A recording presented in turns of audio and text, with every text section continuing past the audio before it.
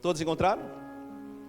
Gênesis 42, versículo 8 diz assim, irmãos: embora José tivesse reconhecido seus irmãos, eles não o reconheceram. Estou lendo na tradução da versão transformadora, vou ler de novo apenas esse versículo.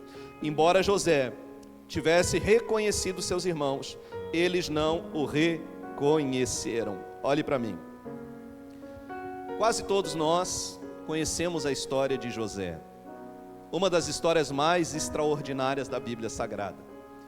José, ele teve uma revelação de Deus sobre o que aconteceria no futuro dele, através de 2 sonhos.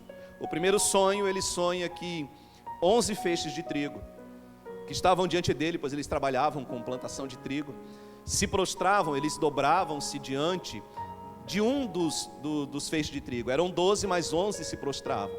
E quando ele teve esse sonho, ele foi contar para os irmãos, e os irmãos ficaram indignados com ele, porque entenderam que era um sonho, onde mostrava que ele seria maior do que os irmãos.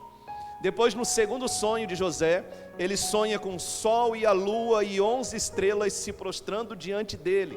E ele conta para o pai, conta para os irmãos de novo, e novamente ele é repreendido. Deus, ele tenta nos mostrar e confirmar a promessa dele através de várias maneiras, e uma delas são sonhos. E às vezes Deus, ele tenta mostrar a mesma promessa de formas diferentes. Veja que o primeiro sonho ele sonha com feixes de trigo, o segundo ele sonha com o sol e a lua e 11 estrelas. Eram figuras diferentes que mostravam a mesma coisa. Então Deus, ele vai usar situações diferentes para mostrar a mesma situação, para confirmar a palavra dele na nossa vida. E José, por causa de tudo isso e por ser tratado diferente pelo pai, eu vou adiantar aqui a história dele, eu não tenho como contar toda a história. A Bíblia diz que era tanta inveja que os irmãos tinham dele, que venderam José um dia. Eles queriam matá-lo, mas se arrependeram e venderam ele como escravo. Naquele tempo existia isso, a negociação de pessoas. E venderam José como escravo, e ele foi então para o Egito. Lá no Egito, os mercadores de escravos venderam ele para um homem chamado Potifar. Potifar levou José para a casa dele e colocou ele trabalhando lá. Só que José tinha Deus.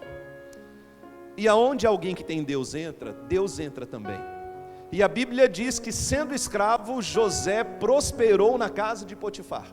Ele prosperou tanto que Potifar colocou ele como gerente da casa dele. A Bíblia diz que José tinha autoridade sobre tudo na casa de Potifar. Tudo, ele mandava em tudo. Potifar não se preocupava com nada. E um dia a Bíblia diz que a esposa do Potifar se apaixonou por ele e começou a tentar ter um caso com José. Mas José era um homem íntegro, fiel. Ele sabia que aquilo era errado. Um dia ela tentou, em uma situação, se lançar em cima dele. Ele disse: eu não posso ter nada com você, você é a mulher do meu patrão, eu sou fiel a ele, ele é um homem bom. Só que aquela mulher era uma pessoa tão má, tão astuta, que certa vez, quando estava sozinha com José, ela tentou se lançar em cima dele, ele não quis, ela rasgou a própria roupa e começou a gritar. E aí veio então os guardas da casa, viram ela com a roupa rasgada e ela disse: o José tentou me atacar. Prenderam o José de novo. Ele já era escravo, foi preso escravo. Então sabe quando você pensa que não pode piorar? Porque você já é escravo e sempre tem um jeitinho de piorar. E aí o patrão dele chamou ele, Potifar, e disse: José, você fez isso? E ele disse: eu não fiz. E o patrão dele disse assim: eu sei que você não fez, mas se eu não tomar uma atitude, vão pensar que eu concordei com o que aconteceu, porque a voz da minha esposa vale mais que a sua. E esse é um grande problema, quando você está num ambiente ou numa situação onde a voz de outra pessoa tem maior validade do que a sua. Nessa hora você não tem mais o que falar, você só pode confiar em Deus. Tem lugares e situações que a sua voz não vale nada. A única coisa que você vai ter é a promessa de Deus no seu coração. E aí José foi mandado para um lugar pior ainda, para o calabouço do Egito. Só que, aonde nós pensamos que é o pior lugar, às vezes é um acesso de Deus ao cumprimento da promessa. Porque foi lá no pior calabouço que José conheceu 2 homens, que eram funcionários do faraó. Um deles era o copeiro do faraó, o que servia a mesa, é o que botava o vinho no copo, é o que colocava o prato para o faraó comer.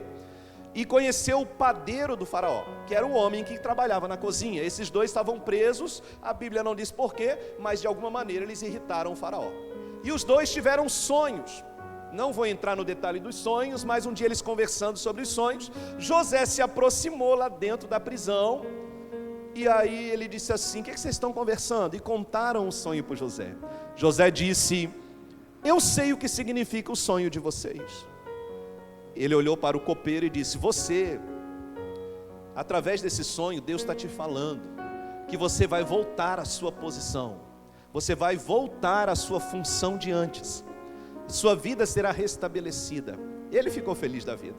Só que para o outro ele disse: você, para o padeiro, você será morto. O faraó vai mandar cortar a sua cabeça, você vai ser enforcado. E depois de alguns dias aconteceu exatamente o que José falou. Um deles foi morto e o outro voltou para a sua função. Depois disso se passaram mais 2 anos José na cadeia. Um dia Faraó também teve um sonho. Na verdade também foram 2. Lembra que eu falei? Isso não é por acaso. Deus tem meios de confirmar a promessa de formas diferentes. O primeiro sonho do faraó, ele sonha com 7 espigas em uma plantação que são bem fartas, 7 espigas de milho linda. E de repente ele vê nascendo do lado 7 pés também de milho, com espigas secas que devoram as espigas boas. E no outro dia ele tem um outro sonho. Ele sonha com um local, um campo onde tem 7 vacas que são bem tratadas, e ele sonha que nesse aparece mais 7 vacas muito magras e elas devoram as vacas que são bem tratadas. E ele fica perturbado com aquilo. Ele chama todos os sábios, entendidos e aqueles que conhecem das estrelas, astrólogos e tudo, para tentar decifrar o sonho. Ninguém consegue. O copeiro, que um dia estava na prisão, estava servindo a mesa do faraó e diz assim: eu conheço um cara que está lá na cadeia, que interpretou o sonho e disse assim, assim, assim. O faraó manda chamar o José. E lá vem o José, interpreta o sonho, e acontece o que a gente já sabe. José então diz assim: olha, as 7 vacas magras, as 7 espigas secas significam 7 anos de seca que virão, mas as 7 espigas boas e as 7 vacas gordas significa 7 anos de fartura, e será primeiro a fartura, depois a seca. Então no tempo de fartura faça o seguinte, faraó: prepare celeiros, prepara locais para os animais, guarda mantimento, porque depois quando vier a seca você vai estar preparado. O faraó gostou tanto que disse: eu vou colocar você fazendo isso. E naquele momento José se torna governador do Egito. José era um cara tão estrategista, ele tinha uma visão tão apostólica, ele tinha uma visão administrativa tão grande, que ele comprou todas as terras do Egito para o faraó. E como que ele fez isso? 7 anos de fartura, construiu celeiros, lugares para os animais viverem depois na seca. Passou 7 anos de fartura, o Egito estava preparado para 20 anos de seca. Quando começou o tempo de seca, a maioria das pessoas não estavam preparadas. E o que aconteceu? Todo mundo vinha comprar mantimento no Egito. Então o José começou a comprar as propriedades e as terras por ninharia. Ele trocava por quilos de trigo, por pedaços de carne. Chegou um ponto, e o que eu vou dizer é bíblico, você precisa ler a história. Chegou um ponto que José foi ao faraó e disse assim: eu tenho uma proposta para fazer. Nós vamos comprar todas as terras do Egito, só que nós vamos comprar e vamos devolver para o povo. E o faraó disse: como assim? A gente vai comprar, vai devolver para eles plantarem e criar, e nós vamos cobrar uma porcentagem de tudo que eles produzirem, e vamos nos tornar o lugar mais rico do mundo. Por isso que o Egito é um lugar onde tem aqueles grandes monumentos e tudo mais, pelas riquezas que tinha. Olha a estratégia de José. Criou um sistema de imposto onde ele era o dono da terra, as pessoas trabalhavam para ele, todo mundo morrendo de fome. E sabe o que as pessoas diziam? Eu quero, estou morrendo de fome. José dizia: eu dou a comida para vocês, eu dou a semente para vocês, dou o animal para vocês, mas a terra é minha, vocês vão produzir para mim. E agora José está lá, depois de passar pela prisão, ser abandonado pelos irmãos, ser vendido pelos irmãos, 14 anos depois, no tempo da seca, a Bíblia diz, 2 anos de seca se passaram, a fome se espalhou por toda a terra, uma família se obriga a ir até o Egito comprar comida, e essa família são os irmãos de José. Quando eles entram no Egito, porque o pai deles mandou, José estava sentado como governador no seu trono, e ele vê aquele grupo de homens entrando, e ele olha e diz: são meus irmãos. Depois de 14 anos, foi traído, humilhado, vendido, quase morreu, foi para a prisão, passou por tudo aquilo, ele vem entrando na cidade, agora onde ele é o cara, os homens que um dia tentaram matar ele. Qual seria o seu sentimento? Qual seria a sua reação? Aqueles homens entram na cidade e quando ele vê, ele chama um dos seus soldados e diz: está vendo aqueles homens? Pega eles e leva eles para minha casa, prepara uma mesa e coloca eles comerem lá. E José começou então a preparar uma estratégia para ir até eles, porque agora José tinha a oportunidade de algo que às vezes o mundo nos ensina: vingança. Deus vai nos dar a oportunidade de escolha. Você quer se vingar? Ou você quer mostrar que você hoje está irreconhecivelmente transformado? Agora aqueles homens que um dia tentaram matar ele estão na sala da casa dele, sentados, comendo, preocupados eles estavam, a Bíblia diz, porque eles não sabiam porque estavam na casa do governador. Perguntaram: que casa é essa? Disseram: essa é a casa do governador do Egito. E passam-se algumas situações, José arma uma cilada para que eles vão embora e pareça que eles tinham roubado José, para que José consiga fazer com que eles trouxessem o irmão mais novo, Benjamim, até o Egito. Eu não vou ler toda a história, eu estou apenas adiantando. E José começa naquele momento então um processo de tentar saber como é que estava o pai, o irmão mais novo, e a tentar resolver aquela situação. Mas antes de entrar em detalhes, eu preciso tratar algumas coisas que Deus colocou no meu coração com vocês. Primeira delas, preste atenção: Deus permitiu que José se sentisse sozinho. Ele não sabia que a família dele estava viva durante 14 anos. Enquanto José estava preso no Egito, trabalhando, passando pela prisão, ele não sabia que o pai estava vivo. Ele não sabia que os irmãos estavam vivos. Ele não sabia que um dia ia encontrá-los de novo. Mas Deus deu essa oportunidade. E às vezes Deus vai fazer isso com a gente, até a gente ser totalmente, irreconhecivelmente transformado. Deus vai fazer com que você esteja sozinho. Agora entenda a diferença entre solidão e solitude. São coisas diferentes. Muito diferentes. Solidão é um lugar onde você está sozinho e você se sente sozinho, longe de Deus, longe de pessoas, longe do mundo. Solitude não. Solitude é um lugar que Deus te leva onde ninguém vai te ajudar, você não enxerga ninguém te ajudando, as pessoas até estão perto de você, mas você não enxerga porque Deus não quer que você enxergue. Deus quer que você dependa dele. E Deus fez isso com José. Deus tirou ele da família, Deus tirou ele da casa do Potifar, Deus tirou ele de todo lugar, para que ele entendesse que quem fosse fazer algo na vida dele fosse Deus. E tem situações na nossa vida que a família não vai ajudar, amigos não vão ajudar, as pessoas próximas não vão ajudar, até que a gente entenda que Deus está tratando o nosso coração. E é o único caminho, o único processo para que a gente se torne irreconhecivelmente transformados. Segundo ponto que eu quero que você entenda: Deus mudou a cultura de José, mas não mudou o caráter de José. Eu quero que você imagine quão difícil foi para um homem judeu ir para o Egito, porque o Egito tinha uma cultura muito diferente, irmãos. No Egito eles usavam roupas diferentes, homens usavam maquiagem, raspavam o cabelo, porque era a cultura daquele tempo exigia, usavam uma indumentária na cabeça enorme, tanto que quando os irmãos de José chegaram, ele teve que tirar tudo aquilo para eles o reconhecerem. A Bíblia diz que ele tirou toda a indumentária egípcia e disse: eu sou José. Deus teve que mudar ele, sabe, tirar ele da vida judaica para levar ele para a cultura do Egito. E José mudou muito por fora, mas não mudou por dentro. O caráter dele era o mesmo, ele continuava sendo um homem de Deus. Aprenda isso. Às vezes o que está nos impedindo de ser irreconhecivelmente transformado é uma cultura, é uma doutrina, é um pensamento que nós carregamos há muito tempo, que tem que mudar. Não é desse jeito, não é assim que Deus vai te usar, não é assim que Deus vai te abençoar. Você tem que sair disso, você precisa se libertar dessas coisas. E sabe que libertação é uma coisa interessante? Esses dias eu vi o pastor Juscelio falando isso. O pastor Juscelio é um dos maiores pastores do Brasil. Ele falava sobre libertação. Porque a gente aprende e pensa que libertação é aquele negócio de expulsar demônio. Também, mas não é só isso. E ele deu um exemplo que eu vou usar aqui. Libertação não é só expulsar os cães. Libertação é tirar o lixo. Porque se você tem lixo na frente da sua casa e os cachorros vêm comer, você expulsa o cachorro e você sai, o cachorro volta para comer. Ele volta para comer o lixo. Não adianta ficar atacando pedra no cachorro, ele vai voltar. Agora, se você tem lixo na frente da sua casa, você expulsa o cão e você tira o lixo, o cachorro não vai mais encontrar lixo. O problema na libertação é esse, que a gente está dizendo: sai demônio, sai mal, sai pecado, e continua no pecado. A gente quer expulsar o cão e quer continuar no lixo. Libertação é você expulsa o cão e limpa o lixo.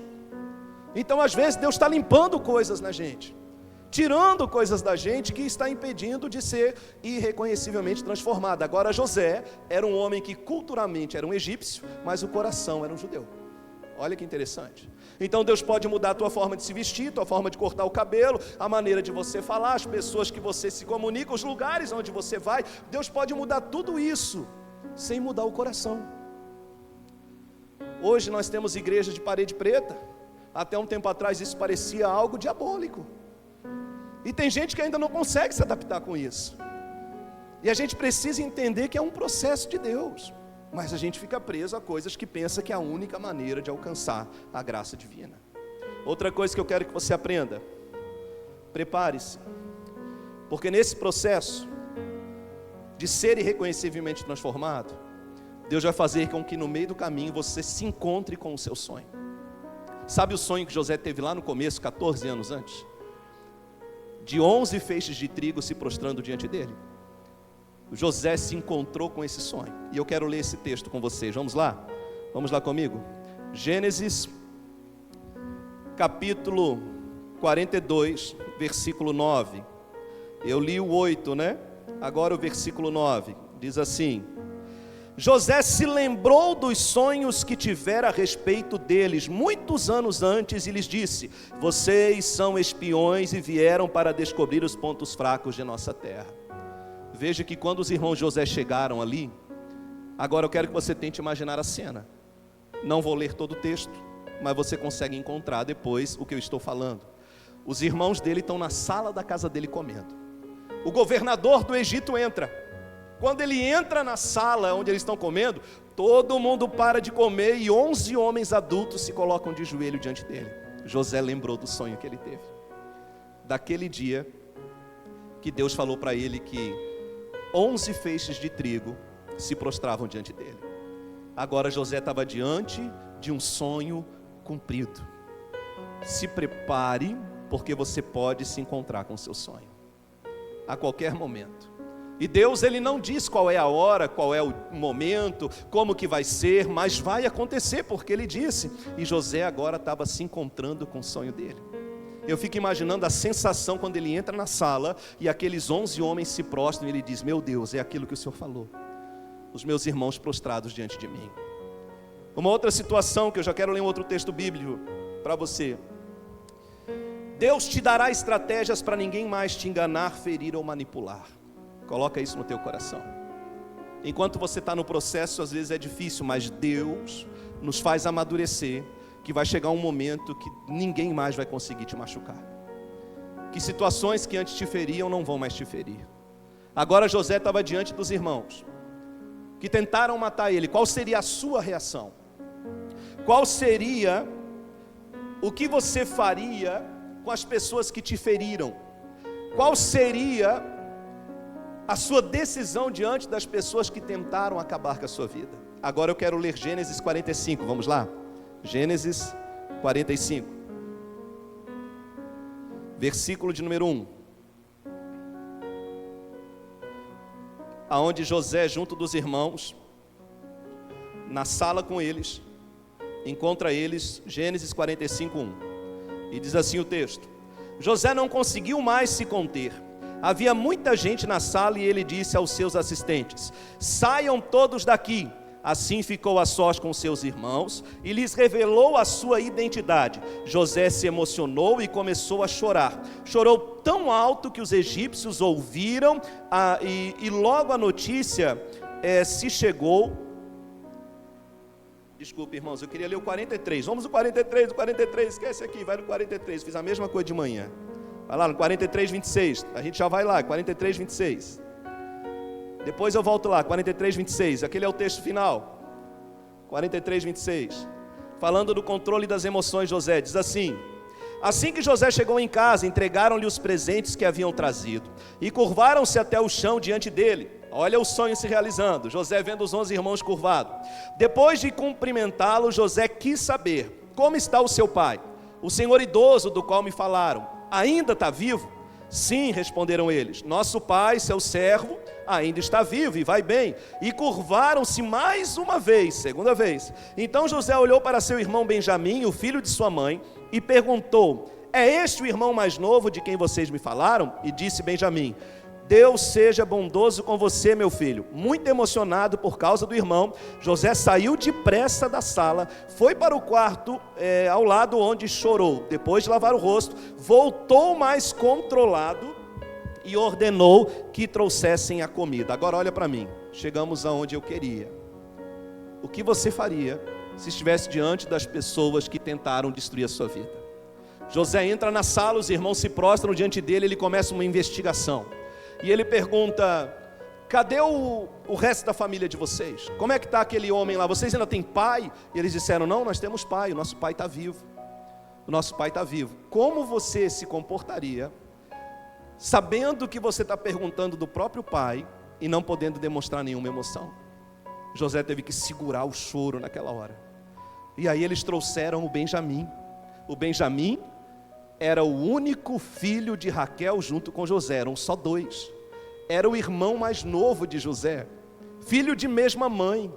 Trouxeram Benjamim, ele olhou para o menino e disse: esse é o Benjamim? Quando José foi vendido, Benjamim era uma criança de 2, 3 anos, agora ele era um moço. Ele olha para o menino, traz perto dele e diz: Deus te abençoe. Nessa hora, quando ele está diante do irmão de sangue, a Bíblia diz que ele pede licença, sai da sala e vai para um outro ambiente chorar. Ele não consegue segurar as lágrimas, mas ele consegue controlar as emoções. Sabe por quê? Porque tem situações que você precisa controlar as emoções. Pastor, é pecado chorar? Não, irmãos, é bom chorar. É bom você colocar para fora. Mas a gente precisa entender que tem lugares que, se você demonstrar um descontrole emocional, você perde a razão, você perde a oportunidade, você perde a chance de mostrar que Deus te transformou. E naquela hora José teve que se controlar, ele sai da sala, fecha a porta e a Bíblia diz que ele chora para Deus. Quando ele está diante do irmão, diante dos irmãos, sabendo que o pai está vivo, ele sai e chora para Deus. Olha como ele foi transformado. Olha como ele não era um homem vingativo. Olha como José poderia ter dito: vocês tentaram me matar, vocês tentaram me destruir. Quando Deus transforma a gente de forma irreconhecível, as pessoas que nos conheciam começam a ter uma estranheza do que a gente faz. Elas começam a esperar uma reação sua comum e de repente você está diferente. E é por isso que a gente precisa preparar o coração para viver momentos sobrenaturais e ter que conter as lágrimas. Tem horas que a gente não vai poder chorar, porque você vai ter que ter uma postura de alguém que foi transformado irreconhecivelmente. Você vai ter que dizer: dá licença só um pouquinho, eu preciso resolver um negócio. Você vai ter que ir lá num cantinho, fechar a porta, chorar para Deus e dizer: valeu a pena esperar, Senhor.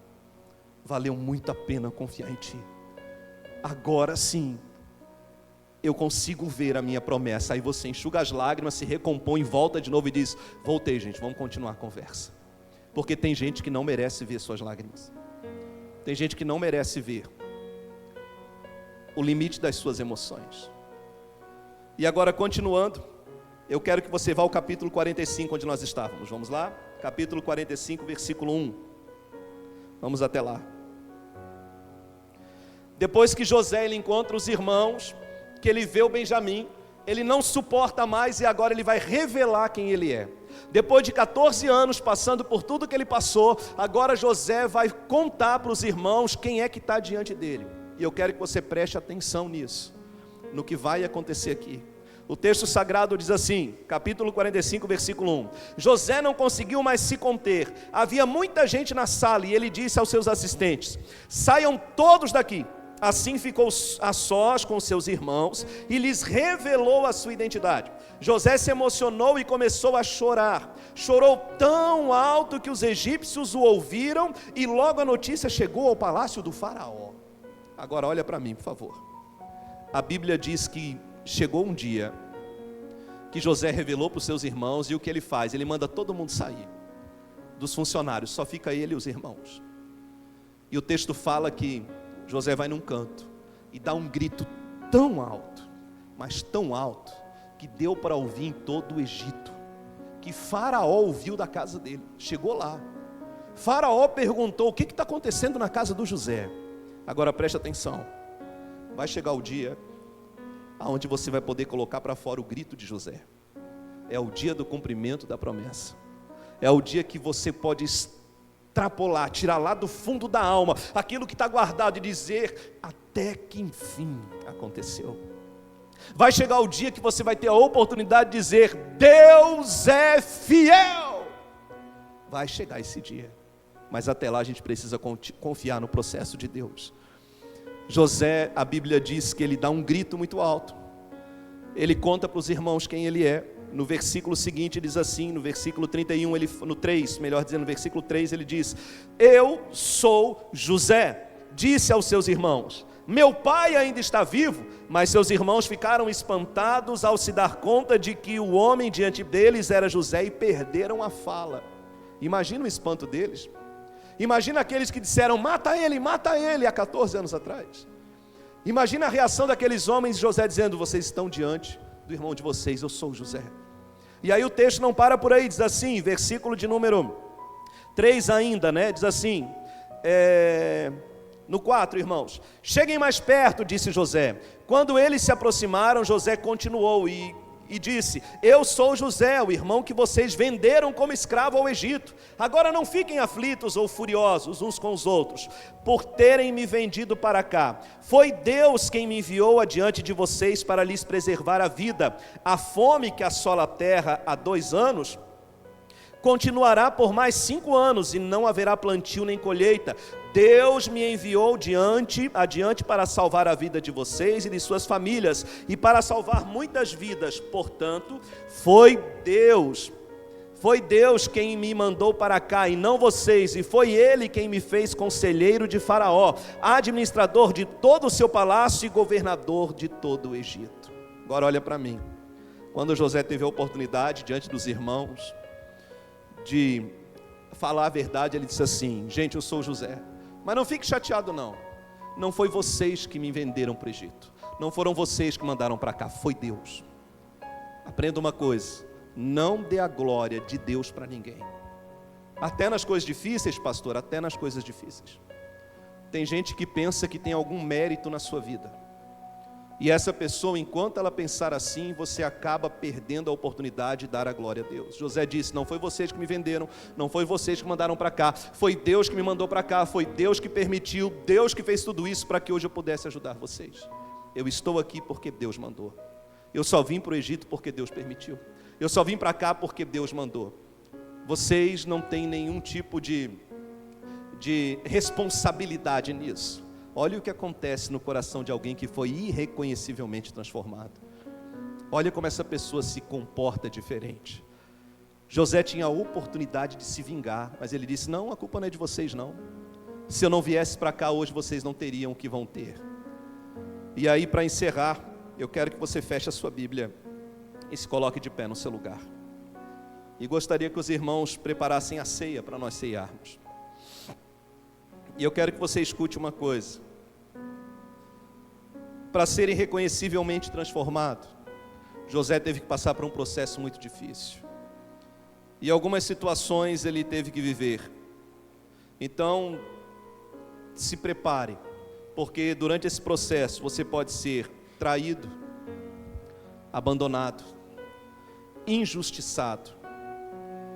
Vai ter gente que você ama que vai ficar assistindo você no cativeiro. Aconteceu isso com José.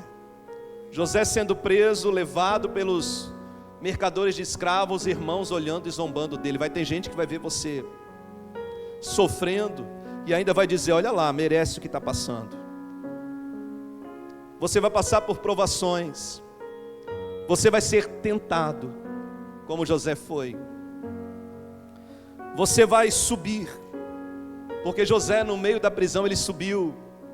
Ele estava na casa do Potifar e começou a prosperar. De repente você vai descer com tudo. José de repente estava bem, e no outro dia ele estava na prisão, pior ainda do que já era como escravo. E aí ele teve que descer com tudo. José desejou ter morrido. Quem sabe você já passou por isso? Pastor, eu preferia ter morrido. Você vai chegar no fundo do poço, quem sabe? E o fundo do poço é muito interessante, porque a gente aprende que o único lugar que existe luz, é o único momento que a gente entende o fundo do poço, é que só tem um lugar que tem luz, olhando para cima. É só olhando para cima. Você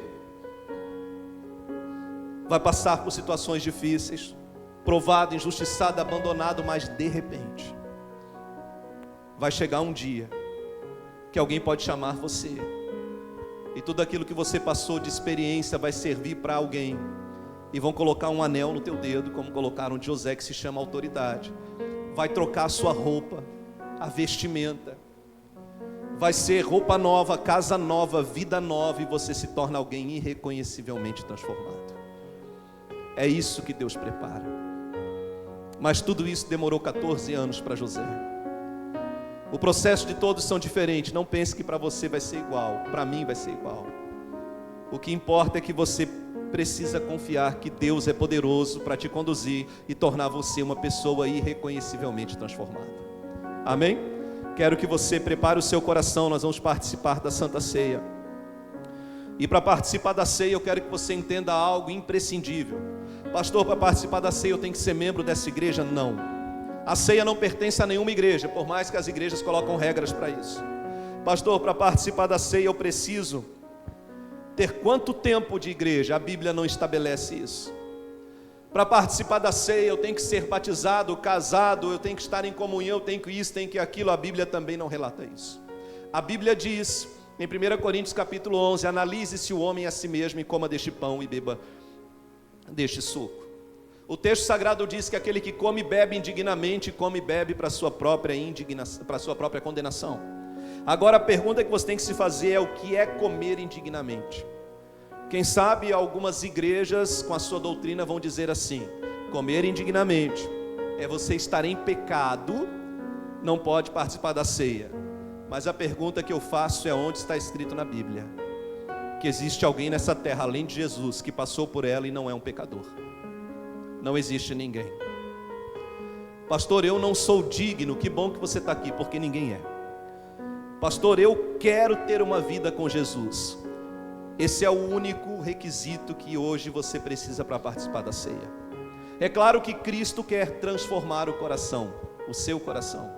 É claro que você tem que tomar uma decisão, mas a ceia não é para pessoas perfeitas, a ceia é para pessoas que estão num processo de buscar a Cristo. A ceia não é para quem é santo, porque não existe santos na igreja, existem pessoas buscando um aperfeiçoamento. A ceia é uma confirmação de que você está no caminho de Cristo. A ceia é o corpo e o sangue de Jesus, que Jesus é esse que andou com prostitutas, ladrões, pessoas à margem da sociedade, e agora o corpo e o sangue dele não pode ser comido por essas pessoas. Então eu vejo que há uma religiosidade que Deus quer tirar a gente dessa cultura, como fez com José, que levou ele para o Egito, mas não tirou dele o caráter, não tirou dele a essência de Deus. Que Jesus é esse, irmãos, que você não pode participar da ceia, porque você acha que é indigno se ele está chamando você para participar da mesa. Participe, a não ser que você tenha alguma dúvida muito grande. Você não é impedido de ceiar, pelo menos aqui não. Não existe nenhum texto bíblico que diga que você é impedido de ceiar. Existem doutrinas humanas. A ceia é uma oportunidade para Deus tratar o nosso coração. Amém? Feche teus olhos um instante. Quero convidar você a uma breve oração para preparar o seu coração para a ceia. Pai, em nome de Jesus, que através, ó Deus, da comunhão, o Senhor possa hoje transformar os corações. Que nós possamos hoje entender o Teu propósito na nossa vida, a Tua vontade na nossa vida. Que a gente possa, Deus, hoje nos aproximar mais de Ti, através do Teu corpo, do Teu sangue, através, ó Deus, da comunhão, nós possamos enxergar, ó Pai, no mundo espiritual de maneira que não enxergamos de forma natural. Que possamos ser irreconhecivelmente transformados, Pai. Transformados nas nossas emoções, transformados, ó Deus, aonde ainda somos fracos, transformados, ó Deus, aonde ainda não entendemos, e possamos vencer tudo aquilo que ainda nos controla. No nome de Jesus. Amém. Amém? As irmãs vão servir a ceia, não coma nem beba, só segure. Nós vamos comer e beber juntos.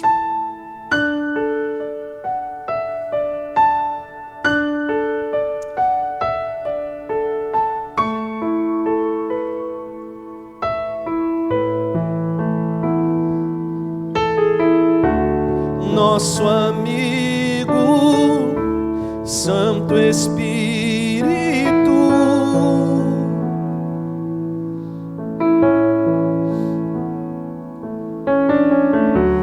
venha aquecer os corações,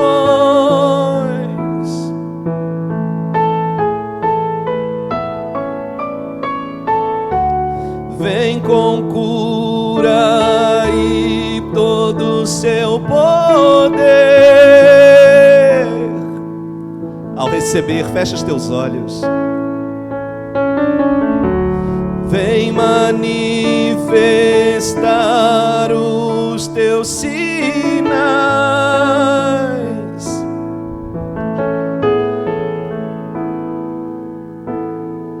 O que dizer? O que fazer quando Ele vem aqui?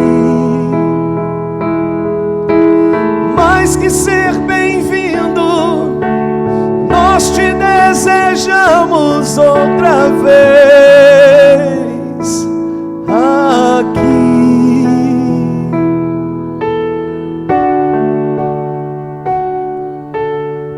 Aleluia, Jesus. Tu és maravilhoso, Senhor. A Tua graça está sobre nós.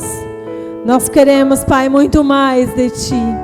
Sabemos que o Senhor pagou um preço muito alto para que a gente pudesse ser irreconhecivelmente transformado. Então, Senhor, que essa graça venha inundar nessa noite. Que o Teu Espírito Santo, Pai, Teu Espírito Santo trabalhe nesse lugar.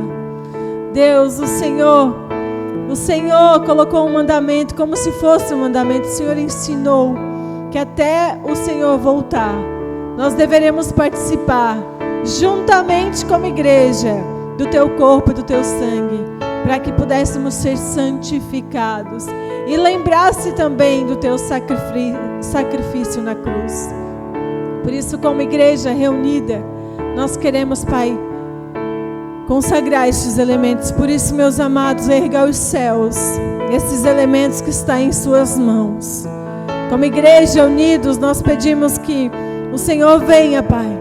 Vem com Teu Espírito Santo, que não seja somente um pão, não seja somente um suco, mas se transforme, Pai, no Teu corpo e no Teu sangue, para que possamos ser irreconhecivelmente transformados. Ah, Deus, assim o Senhor falou. Comam e bebam, Senhor. Comam e bebam para que possamos ser transformados. Por isso nós consagramos a Ti. Em nome de Jesus. Você pode participar. Coma do pão e logo em seguida você pode participar do suco também. Aleluia. Aleluia.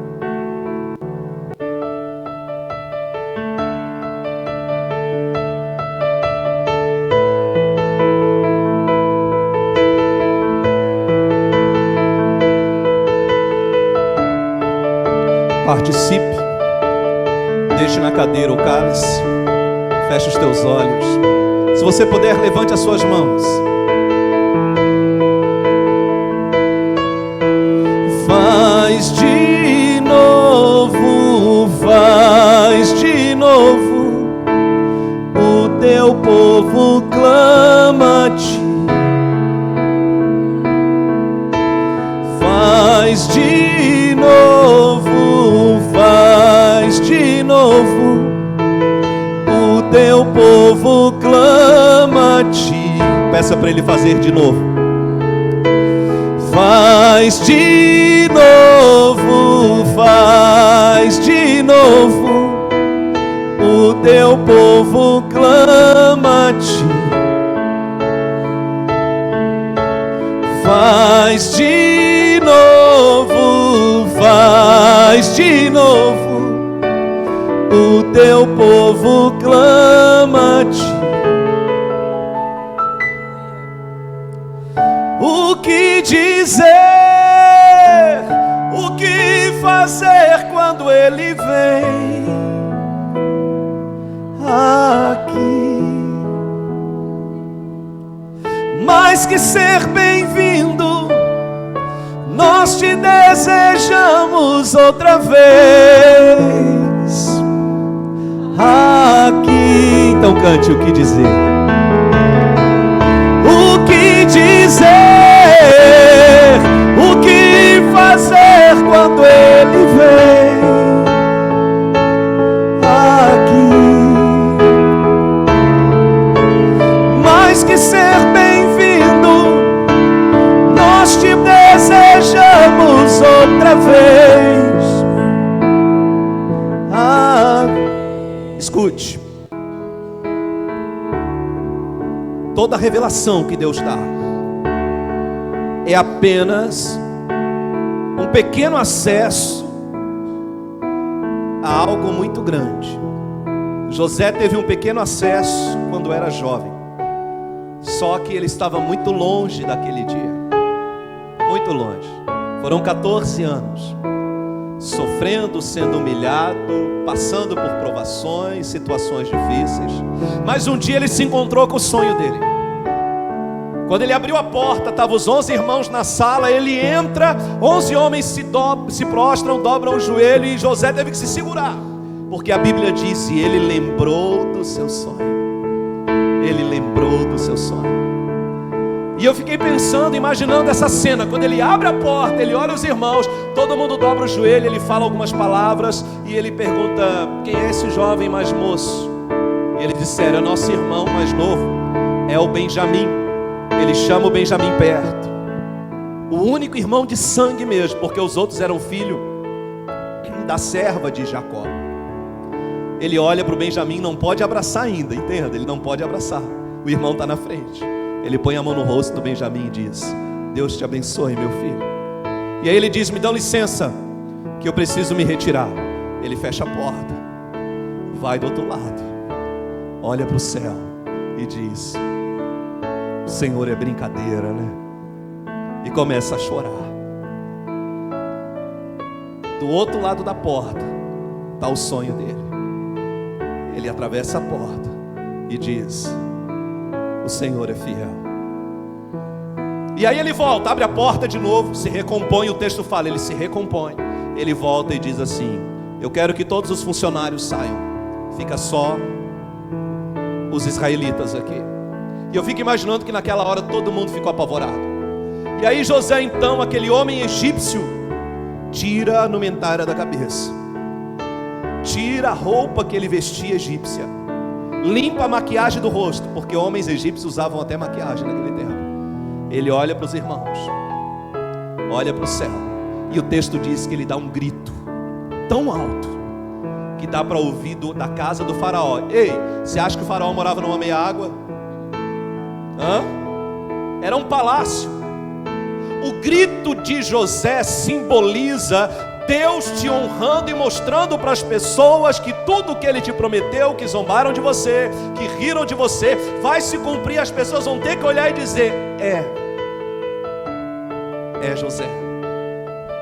José dá um grito muito alto da alma, aquele grito guardado, sabe aquela coisa que diz: quando que vai chegar o meu dia? Chegou. José diz: José grita e diz: gente, eu sou José. Chegou o dia dele. 2 sonhos ele teve, falando a mesma coisa. Você vai ter sonhos, pessoas vão falar para você, e nem você vai conseguir acreditar, porque você ainda está na prisão. Você vai ter sonhos, pessoas vão falar para você que disseram que viram algo espiritual com a sua vida, e você já está na prisão e vai ser lançado numa prisão pior ainda, porque às vezes o que está ruim pode piorar. E aí, quando chega o dia de Deus cumprir na nossa vida, a gente sempre passa vergonha, porque a gente acha que já é impossível. Mas entenda, antes de chegar lá, você será traído, abandonado, injustiçado, vai subir, vai descer com tudo, vai ter gente te olhando lá no cativeiro e dizendo: você merece o que você está passando, você vai ser provado, tentado, vai desejar ter morrido, você vai chegar no fundo do poço, mas de repente, num piscar de olhos, depois de uma porta que você nem esperava, você abriu a porta, você está de cara com o teu sonho. Você abre a porta, dá de cara com o teu sonho. Num dia comum, porque milagres extraordinários não acontecem como a gente planeja. Nós temos uma imaginação muito fértil. Nós assistimos muito contos de fadas. É muito no nosso coração a espera do cavalo branco. Deus não vai chegar e dizer: filho, amanhã será o grande dia. Às vezes é no dia que você menos espera. Você abre uma porta e do outro lado você vai lembrar do teu sonho. E é aquilo que eu tinha sonhado. E chegou o dia. E aí José agora está diante dos irmãos. Ele abraça o Benjamim e manda buscar o pai dele. Ele manda buscar o pai dele. E a partir daquele momento toda a família de José vai para o Egito. E são salvos pelo José, que foi vendido como escravo. Revelação de Deus para você. Quem sabe hoje você foi traído, abandonado, injustiçado, ninguém acredita em você, está no pior momento da sua vida e você só enxerga o que as pessoas fizeram, mas não enxerga o processo de Deus. Não enxerga o processo de Deus. Tem que enxergar o processo de Deus. E é por isso que Deus nos dá mensagens como essa, cultos de Santa Ceia, para que você possa renovar as suas forças, para continuar lutando, para continuar acreditando, porque a qualquer momento você vai dar de cara com o seu sonho, você vai dar de cara com ele, e vai lembrar do seu sonho, e vai entender tudo que você passou, e vai ter a oportunidade de mostrar que você foi irreconhecivelmente transformado. As pessoas vão esperar a tua reação, sabe, pastor, eu sou aquela pessoa, sabe assim, ó, quando tem um problema que eu chego tacando fogo no negócio. As pessoas vão esperar isso de você, sabe, lá vem o fulano, lá vem a fulana, prepara agora que o negócio vai pegar fogo. E você chega, fica um silêncio, todo mundo esperando já, vão olhar para você e dizer: ué, não vai falar nada? Você vai dizer: não. Aí vão perguntar: você está tomando seu remédio? Você fez alguma promessa? Você está fazendo algum tratamento? Você vai dizer: não. Deixa eu dizer uma coisa final para você. Você vai ter que se apresentar de novo para as pessoas que já te conheciam. Eu vou repetir. Deus vai te transformar de forma tão irreconhecível que você vai ter que se apresentar de novo para as pessoas que já te conheciam. Prazer, eu sou Israel. Não, mas você, não é, sou eu. Porque tem gente, irmãos, que é fácil de conhecer. Sabe, eles entraram no Egito e não reconheceram José. José reconheceu eles. O texto diz que José, quando olhou para os irmãos, disse: é meus irmãos. Mas eles não reconheceram José. Como que isso acontece? Porque tem gente, irmão, que você pega uma foto de criança, olha para ele adulto: ó, é o fulano, a orelha é igual, é ele. Você olha às vezes para alguém e diz: é filho de um ciclano, né? Porque narizudo igual ele, é o nariz igual. As semelhanças, às vezes, sabe assim, é fácil de você identificar. Eles não identificaram José, mas o José identificou ele. Sabe por quê? Porque quem está de fora do processo e não mudou, não consegue enxergar a transformação de Deus de quem mudou. José, que estava dentro do processo, que viu os mesmos irmãos, disse: são eles. Eles olharam e disseram: não conheço esse cara. É isso que vai acontecer. Você vai olhar para as pessoas e vai dizer: não mudou nada. Quando elas olharem para você, elas vão dizer: quem é você? Quem é você? Aí você vai fazer o que José fez. Chegou a hora do grito de José. Chegou a hora de você colocar para fora aquilo que você guardou tanto tempo, humilhado, rejeitado, calado, preso. Você não podia falar nada e Deus dizendo: sou eu vou te abençoar, vai acontecer, eu vou fazer. E você...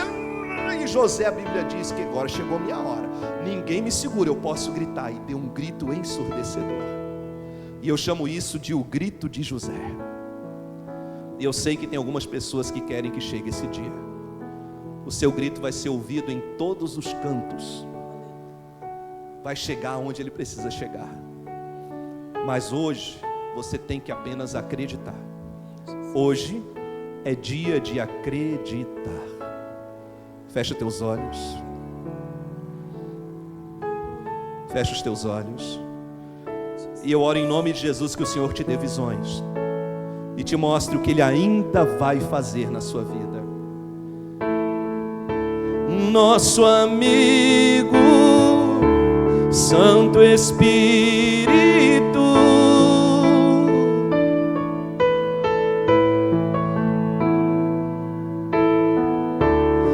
esperamos pelo seu soprar,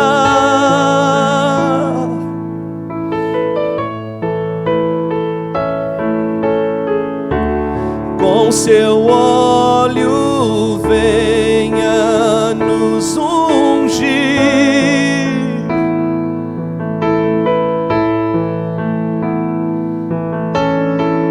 e com seu fogo vem nos batizar.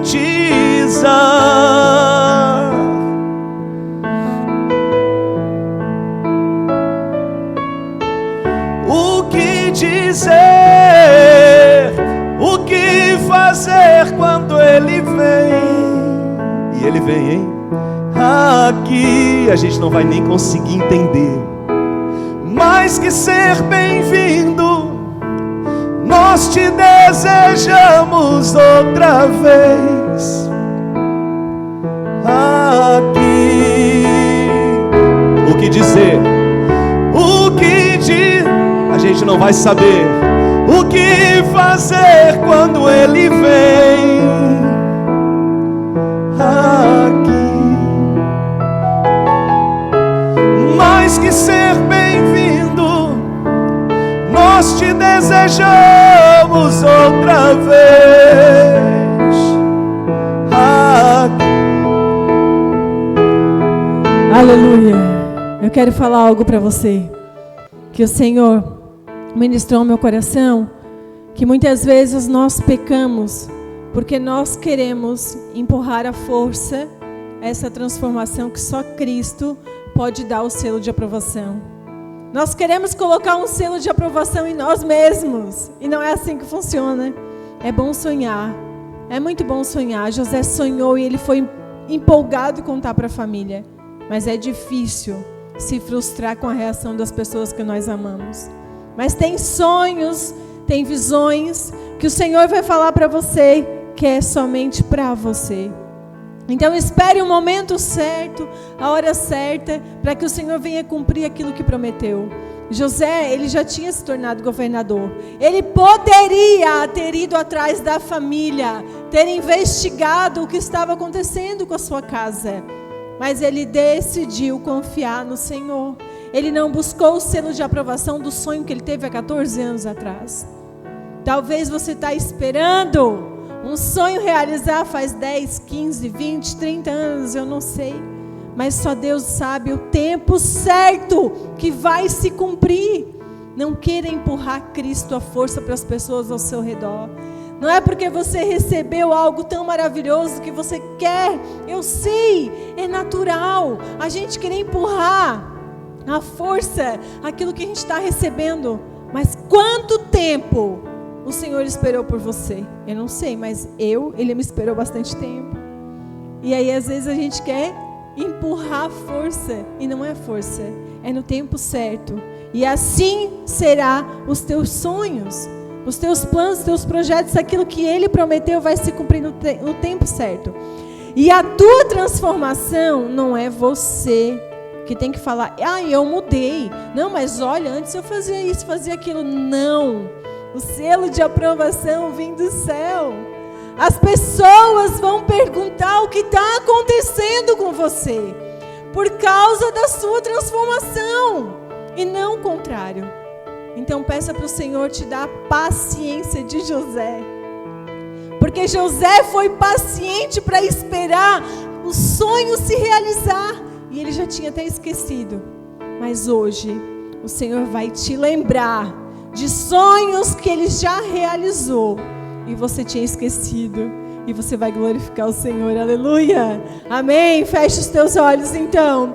Oh Senhor, faz de novo, Pai, faz de novo, Jesus, aleluia, aleluia. Oh Jesus, faz de novo, o teu povo clama a ti. Só mais uma vez, Senhor, faz mais uma vez. Faz de novo, faz de novo, o teu povo clama a ti. Faz de novo, faz de novo, faz de novo, o teu povo clama a ti. Faz de novo, faz de novo, o teu povo clama. Vamos encerrar adorando. O que dizer? O que dizer? O que fazer quando Ele vem?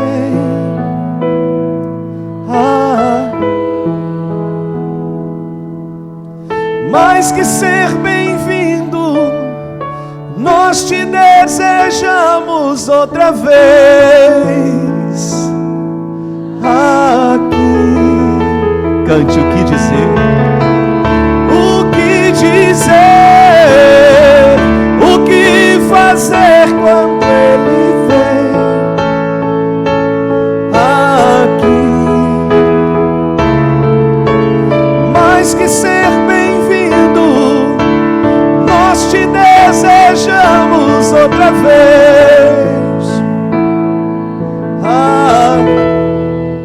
Nós te agradecemos, Deus. Nós te agradecemos porque o Senhor é um Deus fiel. O Senhor confirma a tua promessa.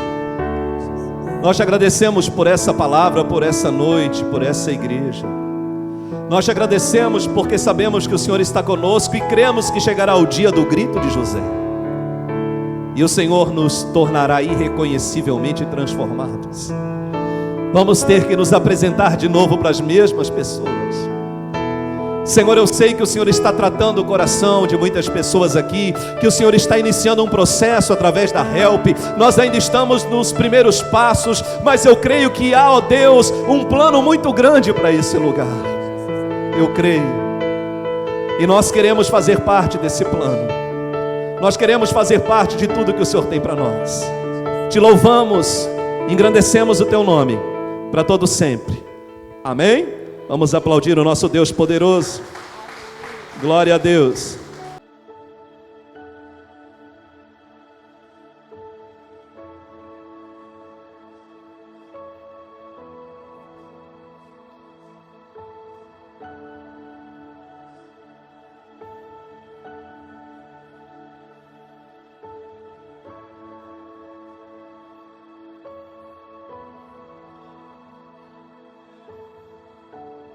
Nosso amigo Santo Espírito,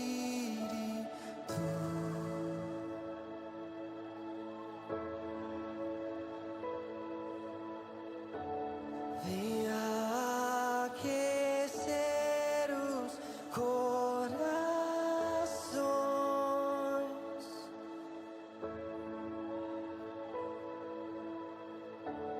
vem com cura e todo seu poder,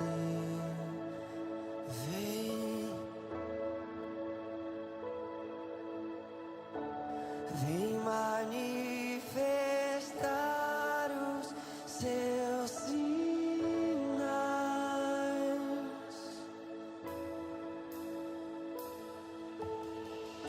O que dizer? O que fazer quando Ele vem?